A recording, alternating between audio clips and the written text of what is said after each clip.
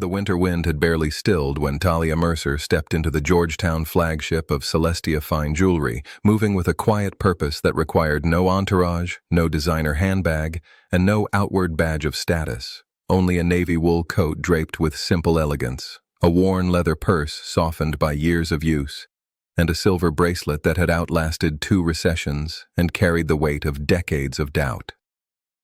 From behind the counter, Claudia Voss, the manager who prided herself on guarding exclusivity like a fortress, looked her over in an instant, her eyes flicking across the sneakers, the modest coat, the understated accessories, and in those 2 seconds she drew her conclusion, deciding this was not a client to be honored, but a passerby to be managed.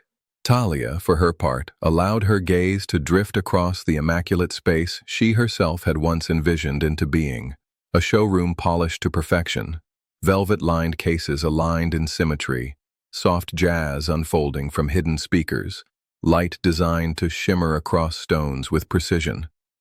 At the center, commanding its place like a crown jewel, rested the Elysian collection, her own creation, the line she had sketched by hand, sourced across continents, insured with relentless care, and placed here as the pinnacle of her brand.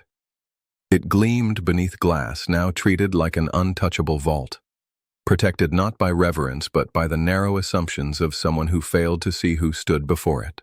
While Claudia prepared to dismiss her, Tahlia remained still, her presence unshaken, her silence deliberate, a quiet gravity that did not plead to be acknowledged, yet altered the air around her all the same. And in the background, Mina Park, the youngest associate in the store, paused in the act of polishing a display, her eyes drawn to the woman in the navy coat. She could not name the feeling yet, but something in that stillness unsettled her, as though the boutique had begun to shift before anyone else had realized it. Across the boutique, the illusion of control held by Claudia Voss began to harden into action. Convinced she was protecting the sanctity of her showroom, she carried herself with the brittle sharpness of someone who mistook suspicion for discernment, her voice clipped and her posture tight as she motioned toward the security desk. Evan Cole, the guard stationed near the entrance, rose at once, his heavy steps echoing across the marble as he moved forward, summoned not by danger but by the fragile instincts of a manager determined to enforce her version of exclusivity. And yet, at the very moment Claudia escalated, Tahlia Mercer did not shift, did not recoil, did not betray even the smallest sign of intimidation. She remained rooted in place with the quiet certainty of someone who had seen storms like this before, and had long ago learned that composure was the truest form of power. While others braced for confrontation, she simply reached into her coat with deliberate precision, not fumbling, not hurried, but with the steady hands of a woman entirely in command of her next move. The object she drew forth was not meant to impress with opulence or to dazzle with spectacle. It was a phone, ordinary to the untrained eye, but in her grasp it became something else, a declaration, a mechanism through which the entire trajectory of the room was about to change. With a few measured taps, her intent became clear. She was not reaching for retreat, nor signaling fear, but initiating a call that would shift the balance of power with a quiet inevitability that no raised voice could rival. For Claudia, this moment still appeared routine, a simple exercise in store protocol, a reinforcement of hierarchy performed countless times before. But for everyone else, though they could not yet articulate it, the air had grown taut, almost electric, as though the walls themselves understood the gravity of what was unfolding. Mina Park, caught between duty and instinct, froze mid-step, her eyes fixed on the phone in Tahlia's hand, her heart quickening with the unshakable sense that she was witnessing something that would ripple far beyond this room. Claudia's choice, casual in her mind, was in truth a revelation, exposing not only her assumptions, but her character. And soon it would be laid bare before her staff, her customers, and most devastatingly, before the very woman whose name was etched into the founding documents of the company she thought she was defending. The call connected almost instantly, though Tahlia Mercer barely moved her lips as she spoke, her words deliberate, clipped with the authority of someone used to shaping outcomes without raising her voice. The sound was soft, but the impact was seismic, for even without hearing the content of her message, those nearby felt its weight. She was not explaining herself. She was not asking for assistance. She was issuing directives, precise and final, as one does when they are not merely part of an organization, but the architect of it. As she spoke, the boutique seemed to still. Mina Park recognized the silver bracelet on Tahlia's wrist, the same piece she had seen countless times in photographs, training slides, and company newsletters. It was the founder's talisman, the symbol of beginnings whispered about in orientation sessions, a quiet marker of history. The bracelet, paired with the presence of the phone call, stripped away any remaining doubt. This was not an ordinary customer. This was the woman whose name defined every plaque, every contract, every shipment of gemstones that crossed these thresholds. The realization began to ripple outward like a silent wave. Associates who had previously busied themselves with displays now stood frozen, their hands slack against velvet trays, their eyes darting between Claudia and the woman she had so casually dismissed. Even the customers, initially amused by what looked like a small misunderstanding, began to sense the fracture of something much larger, the disintegration of arrogance under the exposure of truth. And still, Claudia did not see. Her assumptions wrapped around her like armor, blinding her to what everyone else was beginning to grasp. She stood straighter, her arms folded, convinced she was in control, not realizing that with every second, the ground beneath her was slipping away. When the call ended, Tahlia Mercer slipped her phone back into her coat pocket with a grace that spoke louder than confrontation ever could. She did not announce her identity. She did not have to. The silence that followed was thick with realization, and in that silence, authority shifted entirely. Claudia Voss, still poised as though the performance of exclusivity could protect her, finally began to notice the cracks.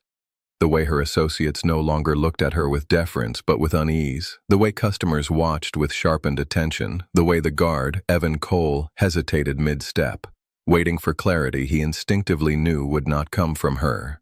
Then the truth became undeniable. Mina Park, trembling but unable to contain it any longer, let her eyes linger on the bracelet, the phone, the calm posture, and the weight of the moment. Recognition dawned so fiercely it showed across her face, and though she did not speak, the shift in her expression was enough to betray the revelation. The room knew. They all knew. The woman Claudia had attempted to dismiss was not a stranger to be managed. She was Tahlia Mercer, billionaire, founder, and sole owner of Celestia Fine Jewelry. The store, the lights, the displays, even the paychecks that sustained the very people standing frozen in place, all of it existed because of her. The boutique no longer belonged to Claudia's rules, her assumptions, or her posturing. In an instant, the power inverted, and the atmosphere carried it unmistakably. What had begun as a routine Tuesday morning had transformed into something that would be remembered as a defining lesson, a moment when arrogance was exposed, humility was demanded, and leadership revealed itself not in volume, but in presence. The silence after the phone call stretched into something vast and unyielding, the kind of silence that does not merely linger, but commands attention, pressing down on every corner of the boutique until even the faint notes of the background jazz seemed out of place, thin and artificial against the weight of what was happening. Tahlia Mercer stood in the center of it all, unmoving, her posture unshaken, her expression composed, carrying herself with the natural authority of someone who had nothing to prove yet everything to protect. Claudia Voss, however, clung stubbornly to the illusion of control.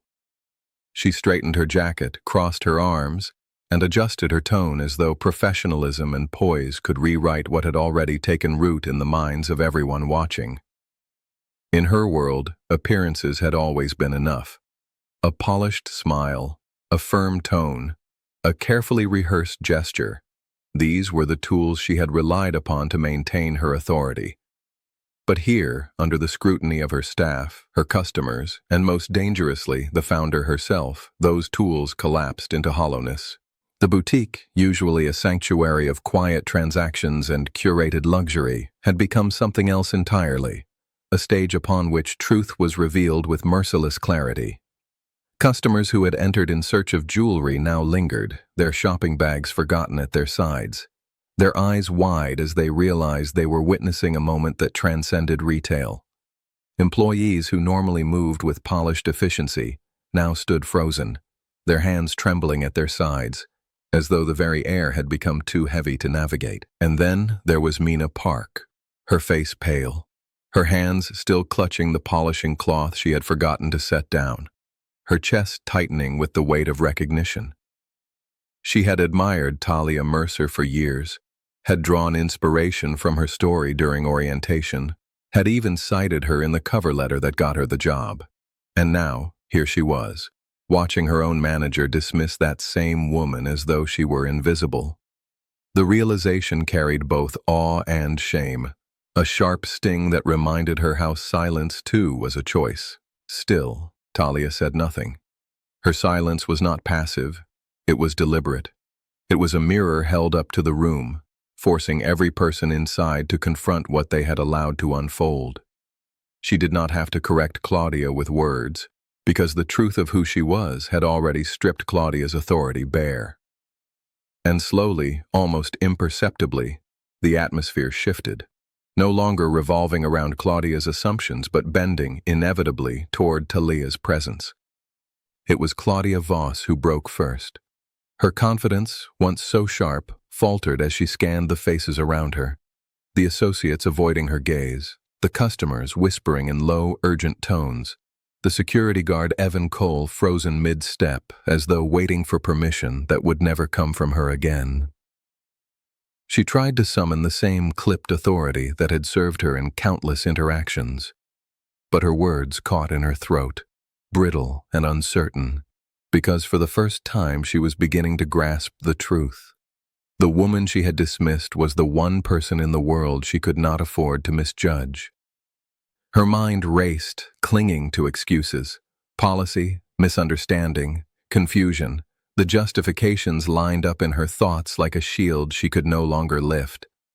Because deep down, she knew this had never been about policy. It had been about perception, about judgment, about the ease with which she had looked at sneakers and a wool coat and decided they did not belong in the orbit of six-figure diamonds. And now that choice, so instinctive and so revealing, was unraveling her authority thread by thread in front of an audience that would not forget what they had seen. Tahlia Mercer did not raise her voice, did not deliver the theatrical reprimand Claudia half expected.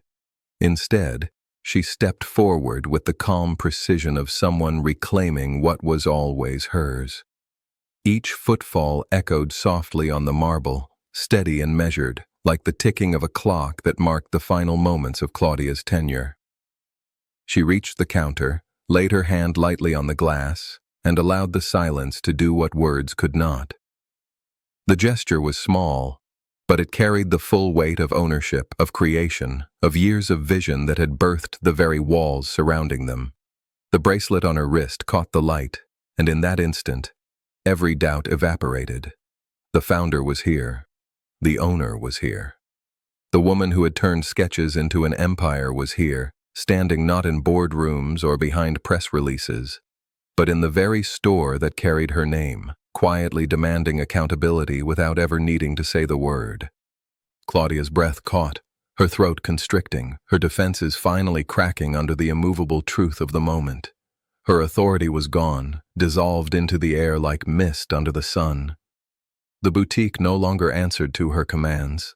Its center of gravity had shifted irreversibly to Tahlia Mercer, and nothing Claudia did now could restore what she had squandered. The reckoning had begun, not with shouting, not with spectacle, but with the calm, unshakable presence of a leader who knew that silence could carry more force than any outburst. The moment of reckoning unfolded not with a thunderclap, but with a quiet inevitability, like a tide that could not be resisted. Tahlia Mercer allowed the silence to stretch until it pressed into every corner of the boutique, until every associate and every customer present understood that what was happening was no ordinary exchange, no fleeting dispute between a client and a manager. It was a revelation, a mirror held up to the culture that had been allowed to grow unchecked, a test of whether the values printed in glossy training manuals actually lived in the people who wore the brand's name across their uniforms. When she finally spoke, her words were few, but each one cut with the precision of a diamond blade. She did not accuse, did not rant, did not allow emotion to cloud her tone. Instead, she laid out what had just happened in the clearest possible terms. An assumption had been made, a barrier had been erected, and dignity had been withheld. These were not accidents.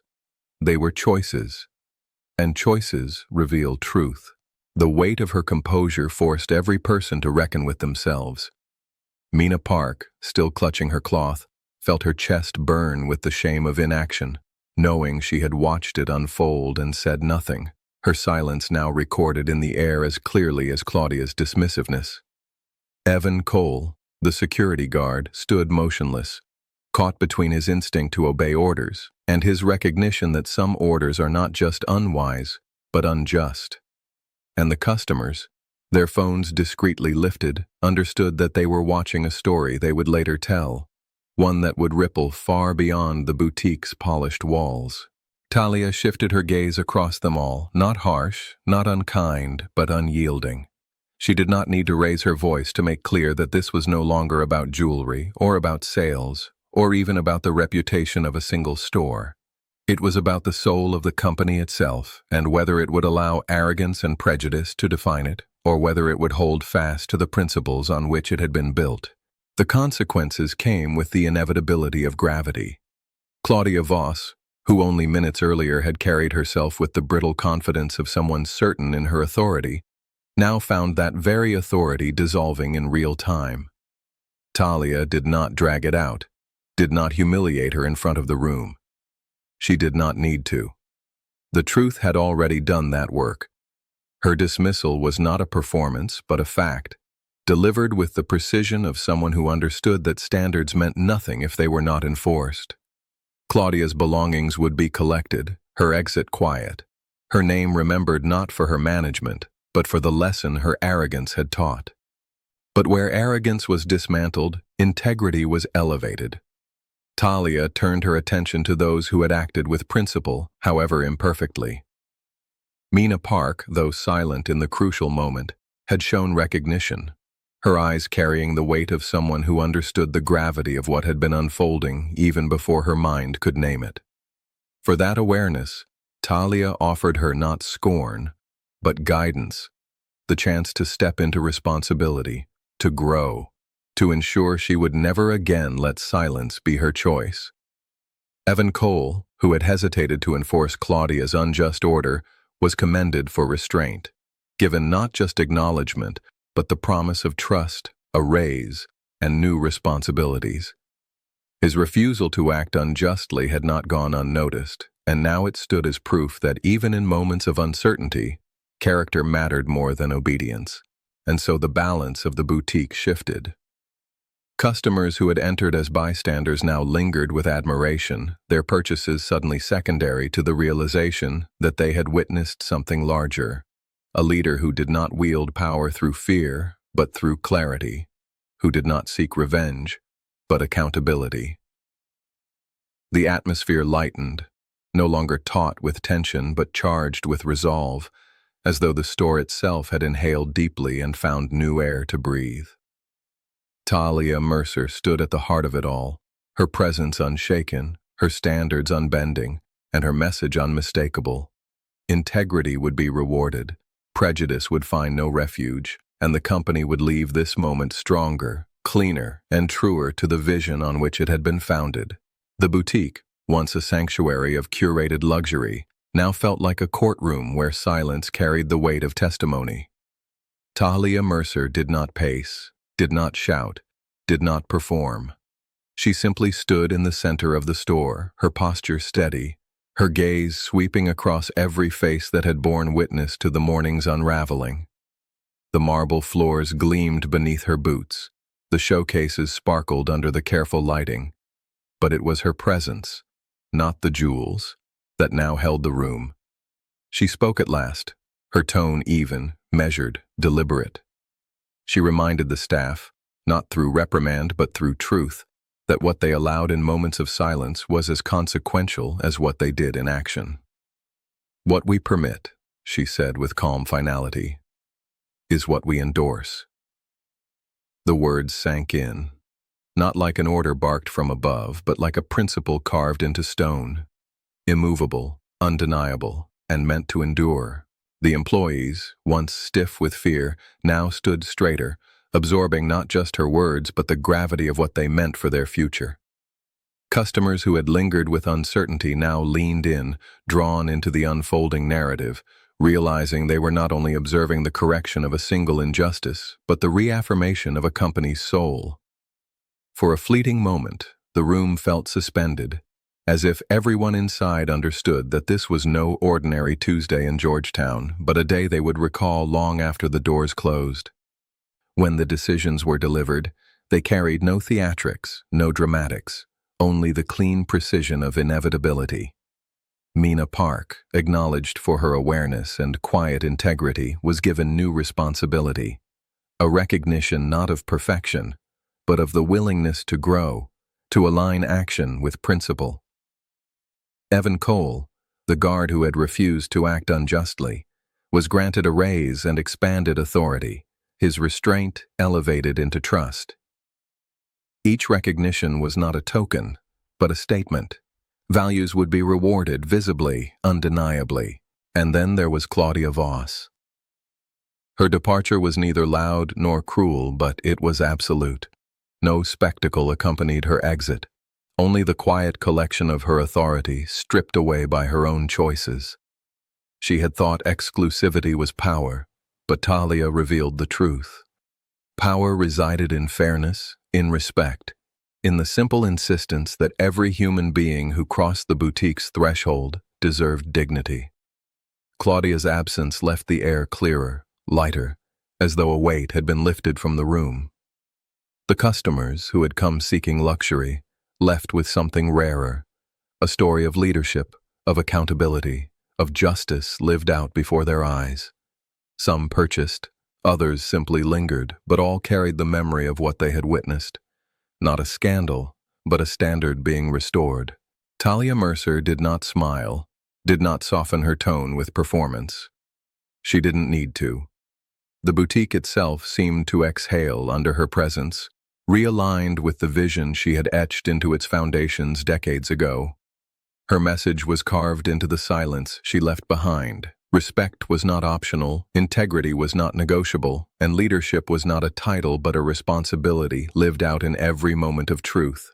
When the final decisions had been spoken, and the air in the boutique had settled into something clearer, steadier, and infinitely lighter than it had been at the start of the day, Tahlia Mercer turned toward the doors with the same composed assurance she had carried in. She did not linger to bask in admiration, nor did she seek validation from the staff or the customers who had stood watching in reverent silence. Her work there was done.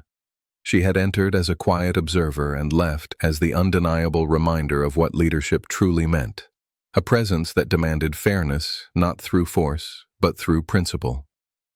Outside, the winter air was sharp against her face, the cobblestones slick with remnants of the morning's frost. Yet to her, it felt like a new beginning. Behind those glass doors, a culture had been challenged, a truth had been revealed, and a standard had been reasserted.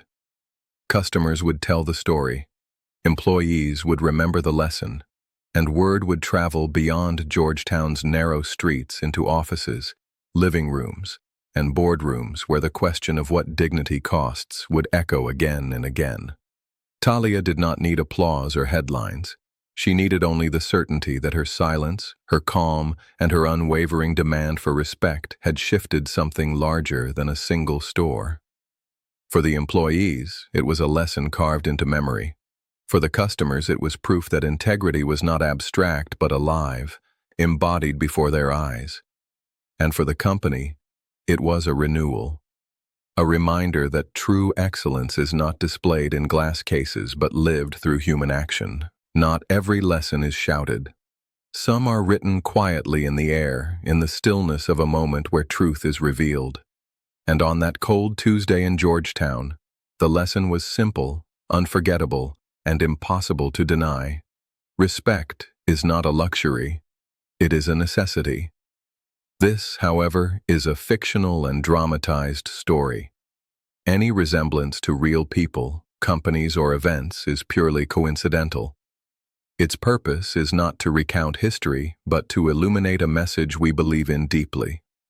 That prejudice has no place in our world, that fairness must guide our actions, and that integrity, even when spoken softly, is stronger than arrogance spoken loudly. And now, if this story moved you, if it made you think about the importance of dignity and leadership in your own life, we invite you to be part of this journey. Leave us a comment telling us where you're watching from. Share this story with others who value justice and respect, and subscribe so you never miss the chance to help us spread more voices of fairness, compassion, and equality. Together, we can make kindness stronger than bias and create a world where everyone is seen, valued, and respected.